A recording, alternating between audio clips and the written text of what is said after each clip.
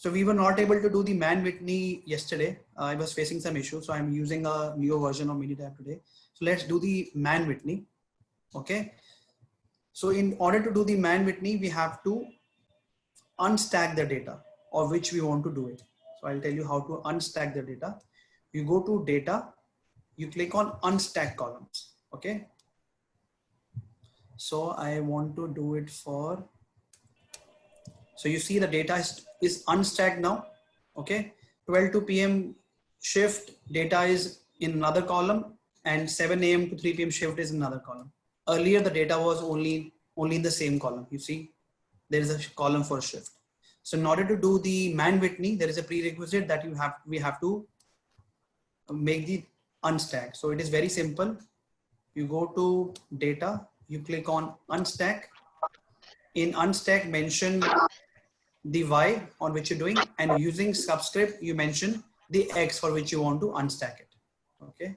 Sorry, Simranpreet, so we could have done moods median also, right? Either of them we could have done. So yeah, so we are doing moods. So moods median is to be done when you have more than 2 subgroups. When you have okay, so here we have 2 subgroups. Yeah, Mann-Whitney. Yeah. So shift has only 2 options, either 12 PM to 7 PM and 7 AM to 3 PM. Okay. So if I would have been doing for more than 2 subgroups, I would be doing moods median. So now I have to do Mann-Whitney. I go to stats, non-parametric, Mann-Whitney. In the first sample, I can put, in the second sample, I put second one. I can put either one of them and I click on OK. Okay. The p-value here is 0.139. Okay. And let's look at their medians also. So the median,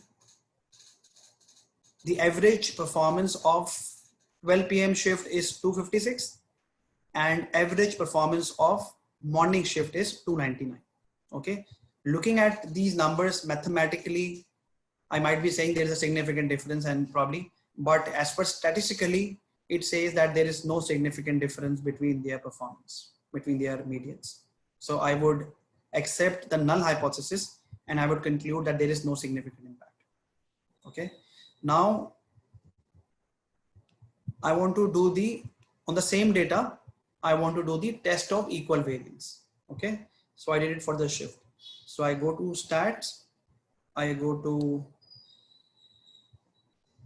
ANOVA, I go for test of equal variance. Okay. So here with AHT, I am doing shift. So here I have got 2 p-values I talk about. So the first one, multiple comparison to be looked at when my data is normal, and Levine is to be checked when my data is not normal. Okay. So it is not normal, 0.066. So it also says neither there is a significant difference in their averages, nor there is a significant difference in their. So which means this shift X is not a significant one for the AHT. So I would not like to work on the shift as a cause of X.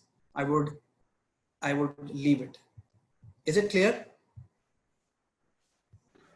Yeah. Yeah. Clear to all of you? Okay, so that's what is the significance of test of equal variance. Okay, similarly, one-way ANOVA is similarly the same. It's just that if your data is normally distributed, okay, and you have more than 2 subgroups, and wherein you're not comparing the median, you're comparing the mean. Because in case of normality, normal data, you look at mean as a measure of central tendency. In case of not normal data, you consider median as a measure of central tendency. Hope this is clear to all of you. Yeah. Yes. Wonderful. So now we will do, so we have covered correlation. We have done the chi-square. I want to do the one sample t-test before I get into the regression and the other test. Simranpreet, just one question on one-way ANOVA. In the prerequisite too, like normal I understood, this random and variance is something, if you can just explain verbally, that would be, that would help. Yeah, absolutely. So in one-way ANOVA, before conducting the one-way ANOVA, there is a prerequisite that the data has to be normally distributed. We all know that. Okay. There has to be there should not be any variance in the data. Okay, which means I should be doing the test of equal variance as well before doing the one-way ANOVA. And the samples that I have taken are random in nature, which means I should have done the sampling in such a way whether there is no trend sort of a data. It has to be random in nature. So these are the three prerequisites I would keep in mind before doing one-way ANOVA. If there is an absence of either one of them, I would not be able to go for one-way ANOVA. Okay. Okay. So now we will do the one sample t. Now two sample t-test, we know when to be done when my y is continuous and I'm comparing the mean of two subgroups. Okay. I said yesterday one sample t and one sample z test are for baselining purposes. Baselining purposes is to be done when I'm planning to set up some target. I'm doing some kind of a test to see whether the target that I've taken is good enough or not. Is it significant or not? Okay, that is something which we do one sample t and one sample z. So this is not to be done in a project wherein you are kind of checking any significant cause, because there is no there are not two variable. It is only one variable. It is only to check the performance that I have against the target that which I'm going to take. So let's take an example of doing one sample t. Okay, so in Minitab, I have this data. Stats, basic stats, one sample t. Okay. So stats, basic stats, one sample t. Okay. So y has to be continuous, as I said. So you picked either HT or hold. Let's put hold here. Here you select the perform hypothesis test and put a hypothesis mean. Okay. So now you want to give a target here, that how much target do you think we should give for the whole time project. Okay. What it will do is it will compare the mean of whole time, the data that I've taken, versus the mean that I'm taking. And if it will talk about if there is any standard, if there's any significant difference between the performance of whole time versus the mean that I'm going to take. Okay. So let's say if I put here, so the mean is 112 already, and I put 20 as a mean. The p-value says that yes, there is a significant difference between 20 which you have put and the performance which is there, which is 112, which means yes, that this 20 target that you can still take. Okay. So if I put,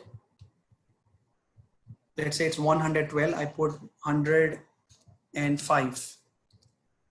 That can I take a target of 105 if there any significant difference between 112 and 105. Let's see what does it say. Here it says yes, there is a significant difference, so I can take 105 as a target as well. Okay, if I put here 110, it's 0.018, which is also less than 0.05. Okay, correct. So here in that case, it also says that 110 is also can be taken. Okay, because that's a humongous data that it has. So one sample t only tells me whether if there is any significant difference between the performance mean and the standard, or maybe the target which I'm aspiring for. Okay, earlier when this test was not there, or when this option was not there, we were not sure what sort of a target that we can take. But with the help of one sample t, we can consider that what sort of a target we can go for. 111.5. I want to see if there's any significant difference between 111.5 between 112. Let's see what does it say. It says 0.361, which means you should take a target lesser than at least 111.5. Okay, so you have to do a lot of testing here. If I put 111 here, it says 0.160. So again, it says 111 is very achievable. You should take lesser than that. So this test is telling me all these things. So basically here we can set ourselves a baseline or a target as to what the average hold time we can look for in that particular process, which will actually be good in terms of improving the cycle time. Something like that? It is absolutely Okay. the same that you're saying. It is not something, it is everything. You're absolutely correct. So Okay. this test is basically telling me if there is an alternate hypothesis, which means the p-value is lesser than 0.05, which means the performance mean that I have is significantly different. If it's significantly different, then only I can take a target. If it is not significantly different, which means it is sort of equal to each other. Okay, you see here, null hypothesis say it is equal to 111, and alternate says it is not equal to 111. Okay, this also tells here. So this would help you to decide the targets, decide to do the baselines. And this test, you can use this sort of a test to show the management when you sort to do any sort of a target which you're going to take. So anything which is lesser than 110, you can take a target, and rest the management can decide whether they want to take lesser than 110 or not. So that's what we can do with the help of one sample T. Is it clear to all of you? Yeah. Simar, just not on this one sample T, I'm sorry to deviate. I just had a question on what I think Remy asked. For the one-way ANOVA, for the prerequisite, we are saying that we require normal data. That is one. We need to check the variance, which means we need to do the test of equal variance. So for a normal data, if we do that test and we see that that there is a huge variance in the data, you mentioned that we can't do one-way ANOVA. Yes. So in that scenario, if we can't do a one-way ANOVA for a normal data with more than 2 subgroups, then which test do we do? Because now we are not left with any in the normal data scenario, or it will just be the test of equal variance. So in that case, so what Anand is asking is that there are, so I have done the normality, the data is normally distributed, but when I go for the test of equal variance, it says that the variance of the samples are not equal to each other. Okay, are not equal to each other, which means that there is a variance in it. So then in that case, I can't do the one-way ANOVA. But in case of more than 2 subgroups, and if I want to compare their performance, then in that case, Anand, the answer is that you can go for Moore's median. Okay.